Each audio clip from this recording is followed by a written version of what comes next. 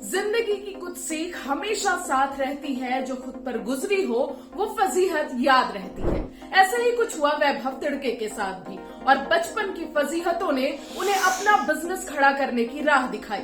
नमस्ते, मैं हूं अर्चना दुबे और आज सफलनामा में कहानी महाराष्ट्र के बीड के एक साधारण से किसान परिवार से आने वाले वैभव तिड़के की, जिन्होंने बचपन से अपने पिता और गांव के दूसरे किसानों को फसल बेचने और उसकी सही कीमत हासिल करने के लिए संघर्ष करते देखा।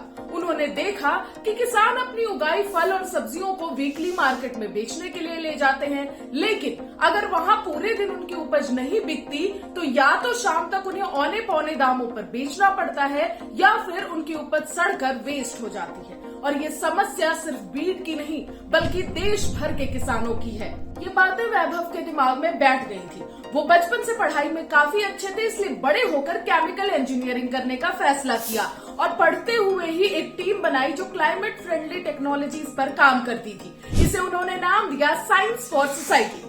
जब वैभव ने इंजीनियरिंग पूरी कर ली तो उन्होंने जॉब ना करके कुछ ऐसा करने का फैसला किया जिससे किसानों की परेशानियों को दूर किया जा सके।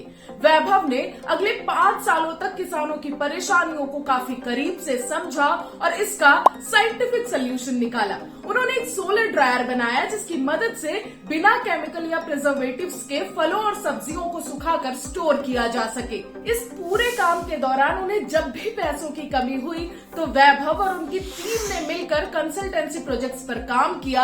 यहाँ तक कि उन्होंने ट्यूशंस भी पढ़ाए ताकि काम बंद न हो। साल 2013 तक उन्हें ये समझ आ गया था कि अगर बड़े स्तर पर प्रभाव चाहिए तो एक प्रॉपर कंपनी होनी चाहिए।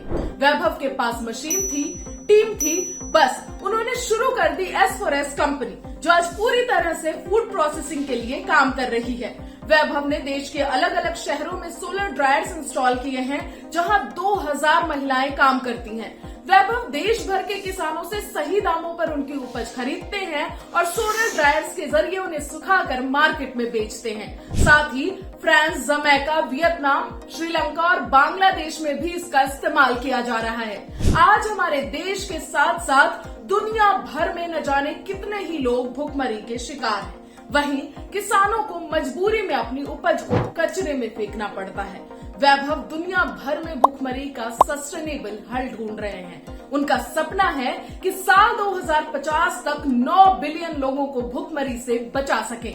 वैभव के काम को देखते हुए उन्हें United Nations environment leadership award के साथ साथ कई नेशनल और इंटरनेशनल अवार्ड्स भी मिल चुके हैं। वैभव ने अपनी मेहनत से न सिर्फ एक सस्टेनेबल बिजनेस खड़ा किया है बल्कि किसानों की एक बहुत बड़ी समस्या का इको फ्रेंडली सॉल्यूशन भी निकाला है।